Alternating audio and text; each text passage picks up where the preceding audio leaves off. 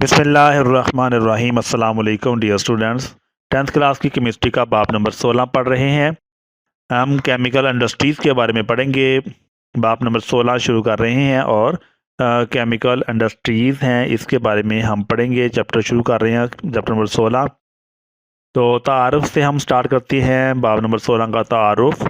Chemical industries में हम किस चीज़ के बारे में पढ़ेंगे। तो केमिकल इंडस्ट्रीज़ जो होती हैं ये जदीद माशरे की ज़रूरियात को पूरा करने के लिए कायम की जाती हैं। तो केमिकल इंडस्ट्रीज़ क्यों कायम की जाती हैं? तो कायम करने का मकसद ये होता है कि जो माशरे की ज़रूरियात हैं उनको पूरा किया जाए। तो केमिकल इंडस्ट्रीज़ जदीद माशरे की ज़रूरियात को पूरा करने के लिए कायम की जाती हैं। मेटलर्जी एक साइंस का नाम है। मेटलर्जी साइंस है जिसके ज़रिए और्स से मेटल्स को हासिल किया जाता है। यानी मेटलर्जी क्या है? तो ये मेटलर्जी क्या है? मेटलर्जी ये साइंस की एक शाख है जिसमें क्या किया जाता है कि जो और्स होते हैं और खाम माल होता है। और्स के बारे में हम पढ़ते हैं। पहले हम इसकी डेफिनेशन पढ़ लेते हैं कि मेटलर्जी क्या है। मेटलर्जी ये क्या है? ये सवाल बनता है, पेपर में ये आ जाता है। बहुत ही इम्पोर्टेंट क्वेश्चन है ये, मेटलर्जी क्या है। तो बुक के ऊपर आप भी इस तरह से निशान लगा लें, मेटलर्जी क्या है। तो मेटलर्जी क्या होती है? मेटलर्जी एक साइंस है जिसके ज़रिए और से क्या किया जाता है? मेटल्स को हासिल किया जाता है। तो मेटलर्जी क्या है? साइंस है जिसके ज़रिए और से मेटल्स को हासिल किया जाता है। तो और मेटल्स क्या होते हैं हम इसके बारे में पढ़ेंगे। मेटल्स माशरे की तरक्की में अहम किरदार अदा करती हैं। तो मेटल्स की जो इम्पोर्टेंस है ये भी हम पढ़ेंगे और हम और मेटल्स के बारे में पढ़ते हैं। मेटल्स का एक पूरा चैप्टर है 10th क्लास में। तो 9th क्लास का चैप्टर है मेटल्स के बारे में, वहाँ पर हम पढ़ चुके हैं पहले भी मेटल्स क्या होते हैं। मेटल्स का माशरे की तरक्की में एक अहम किरदार होता है, यानी मेटल्स की इम्पोर्टेंस है वो भी हम पढ़ेंगे। तो हमने मेटलर्जी के बारे में पढ़ा है कि मेटलर्जी क्या है। मेटलर्जी साइंस है जिसके ज़रिए और से क्या किया जाता है? मेटल्स को हासिल किया जाता है, इसको मेटलर्जी कहते हैं। तो ये हैं जनाब मेटल्स, ये हैं और्स। ये और्स हैं, ये पत्थर हैं जो हमने पहाड़ों से खोद कर निकाले हैं। मुख्तलिफ़ कलर के पत्थर हैं, इसके अंदर ये निशान नज़र आ रहे हैं। जिस तरह ये वाले डार्क स्पॉट्स हैं, ये इसमें से जो मेटल्स हैं, मुख्तलिफ दहाते हैं, उनको यहाँ से निकाला जाता है। ये सारे के सारे क्या हैं? ये ओर्स हैं, ये पत्थर हैं जो पहाड़ों से निकलते हैं। पहाड़ों से निकलने वाले पत्थर, इनको क्या कहा जाता है? इनको और कहा जाता है। ये भी और है, डिसेमिनेटेड और। ये सारे के सारे क्या हैं? ये ओर्स हैं। तो ओर्स ये होती हैं, ये पहाड़ों से निकलने वाले पत्थर होते हैं और उन पत्थरों के अंदर क्या होती हैं कि मुख्तलिफ जो मेटल्स होते हैं उनको निकाला जाता है। तो और से जो जो जो ओर्स होती हैं उनसे जो मेटल्स को निकाला जाता है, तो उसको मेटल को कुछ इस तरीक़ा से निकाला जाता है। ये देखें मेटलर्जी हमने लिखा है। मेटलर्जी मेटलर्जी से में क्या होता है? मेटलर्जी में हमने जो और थे उनको क्या किया? पिघला दिया।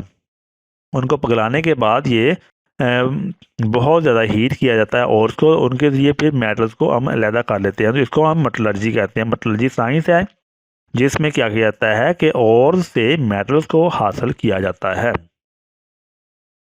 मेटल्स की अहमियत क्या होती है? मेटल्स की बहुत अहमियत है। सदियों से मेटल्स टूल्स, मशीनें और दूसरी अशिया बनाने में इस्तेमाल हो रही है।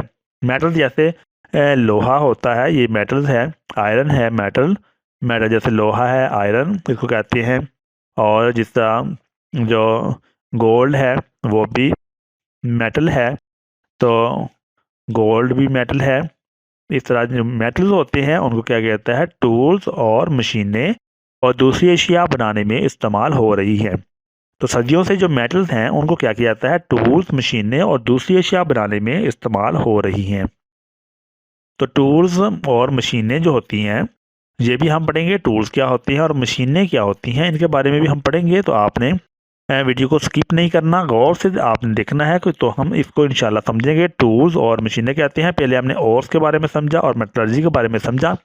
अब हम टूल्स जो होते हैं इनके बारे में भी समझेंगे और जो मेटलर्जी होती है इसके बारे में भी हम मशीनें के बारे में भी समझेंगे। तो सदियों से जो मेटल्स हैं ये टूल्स और मशीनें और दूसरी अशिया बनाने में इस्तेमाल हो रही हैं।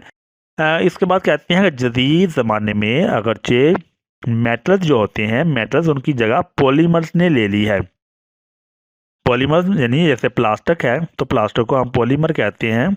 तो प्लास्टिक ने अगर ले ली है तो प्लास्टिक या पॉलीमर्स जो होते हैं उसने ले ली है। जदीद ज़माने में अगरचे मेटल्स की जगह पॉलीमर्स ने ले ली है, लेकिन फिर भी मेटल्स की अहमियत को नज़रअंदाज नहीं किया जा सकता। तो ये है मेटल्स की अहमियत कि मेटल्स को किस लिए इस्तेमाल किया जाता है। मेटल को टूल्स, मशीनें और दूसरी अशिया बनाने के लिए इस्तेमाल किया जाता है। जदीद ज़माने में अगरचे मेटल्स की जगह पॉलीमर्स ने ले ली है, लेकिन फिर भी मेटल्स की अहमियत को नज़रअंदाज नहीं किया जा सकता। तो ये होते हैं जनाब, ये टूल्स हैं जो हमें डायग्राम में नज़र आ रहे हैं कि ये क्या है। ये हैं टूल्स, इनके ज़रिए हम ये आलात हैं तो इसके ज़रिए इसको मुख्तलिफ मकासद के लिए इस्तेमाल किया जाता है। इनको हम टूल्स कहते हैं। ये इसको हथौड़ी है, रेंच है और पेचकस हैं। ये सब ये पाने छाने ये क्या चीज़ें हैं, ये सारे के सारे टूल्स कहलाते हैं। इनको हम टूल्स बोलते हैं। और मशीनें क्या होती हैं, जिस तरह ये गरारियों का सेट नज़र आ रहा है और इनको हम मशीन कहते हैं। मशीन कोई भी चीज़ जो हमारे काम को आसान बनाती है उसको हम मशीन बोलते हैं। तो ये क्या है, ये मशीनें इस तरह से होती हैं। तो जो मेटल्स होते हैं उनको हम टूल्स और मशीनें बनाने के लिए इस्तेमाल करते हैं। रोज़मर्रा ज़िंदगी में हम बेकिंग सोडा और वाशिंग सोडा जो होता है उसको भी मुख्तलिफ मकासद के लिए इस्तेमाल करते हैं। रोज़मर्रा ज़िंदगी में baking soda NaHCO3 baking soda का फार्मूला है NaHCO3 और washing soda Na2CO3 washing soda. इसको मुख्तलिफ मकासद के लिए इस्तेमाल किए जाते हैं। आम नमक से बेकिंग और वाशिंग सोडा की तैयारी के लिए साल्वे प्रोसेस को तफसील से बयान किया जाएगा। यानी हम इस चैप्टर में केमिकल इंडस्ट्रीज़ के अंदर हम जो बेकिंग सोडा है और वाशिंग सोडा है उसको साल्वे प्रोसेस की वजह से तैयार करने का तरीका हम पढ़ेंगे। पौधों और फसलों की तरक्की और नशोनुमा के लिए फर्टिलाइज़र बहुत अहम किरदार अदा करते हैं। अहम फर्टिलाइज़र्स में से एक यूरिया है जो फसलों की पैदावार बढ़ाने के लिए इस्तेमाल किया जाता है। तो फसलों और पौधों की नशोनुमा के लिए हम क्या करते हैं कि हम फर्टिलाइज़र को कहते हैं कि बड़ा अहम किरदार अदा करते हैं। अहम फर्टिलाइज़र जो है उसमें एक यूरिया है जो फसलों की पैदावार बढ़ाने के लिए इस्तेमाल किया जाता है। इसलिए यूरिया बनाने का तरीका भी बयान किया जाएगा। इस चैप्टर में हम यूरिया बनाने का जो तरीका है वो भी हम पढ़ेंगे। तो यूरिया बनाने का तरीका भी इसमें बयान किया जाएगा। ये यूरिया है जो खाद्य हम इस्तेमाल करते हैं फसलों के लिए, ये भी हम इसी चैप्टर में पढ़ेंगे कि यूरिया को कैसे तैयार किया जा सकता है। और फिर कम्युनिकेशन के इस जदीद दौर में पेट्रोलियम इंडस्ट्री बहुत अहमियत रखती है। कम्युनिकेशन के इस जदीद दौर में पेट्रोलियम इंडस्ट्री क्या है, बहुत अहमियत रखती है। पेट्रोलियम जो प्रोडक्ट्स हैं जैसे फ्यूल, सॉल्वेंट, लुब्रिकेंट्स के तौर पर इस्तेमाल होते हैं। पेट्रोलियम प्रोडक्ट्स जैसे कि जो फ्यूल, सॉल्वेंट और लुब्रिकेंट के तौर पर इस्तेमाल होते हैं। पेट्रोकेमिकल्स बहुत सी घरेलू अशिया की इस्तेमाल की अशिया मसलन प्लास्टिक, डिटर्जेंट्स, रबड़ वगैरह बनाने में इस्तेमाल होते हैं। तो ये है पेट्रोलियम इंडस्ट्री के कम्युनिकेशन के इस जदीद दौर में पेट्रोलियम जो इंडस्ट्री है वो बहुत अहमियत रखती है। इसके अलावा जो पेट्रोलियम प्रोडक्ट्स हैं जैसे फ्यूल, सॉल्वेंट और लुब्रिकेंट के तौर पर इस्तेमाल होती हैं। पेट्रोकेमिकल बहुत सी घरेलू इस्तेमाल की अशिया मसलन प्लास्टिक, डिटर्जेंट्स, रबड़ वगैरह बनाने में इस्तेमाल होते हैं। अब बढ़ते हैं कि आज़ादी के वक्त पाकिस्तान की इंडस्ट्री बहुत कमज़ोर थी। आज़ादी के वक्त पाकिस्तान की इंडस्ट्री क्या थी, बहुत कमज़ोर थी। तकसीम के वक्त ऑल इंडिया में 921 बड़े इंडस्ट्रियल यूनिट मौजूद थे।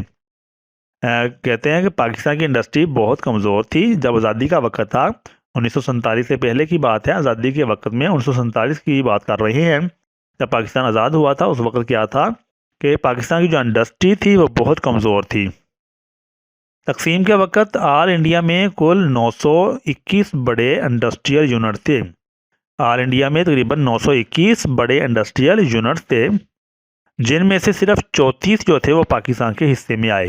921 में से सिर्फ 34 जो थे वो क्या हुए, पाकिस्तान के हिस्से में आए। ये आज़ादी के वक्त की बात है। आज़ादी के बाद फिर क्या हुआ, गवर्नमेंट ने बहुत सी पॉलिसियाँ बनाई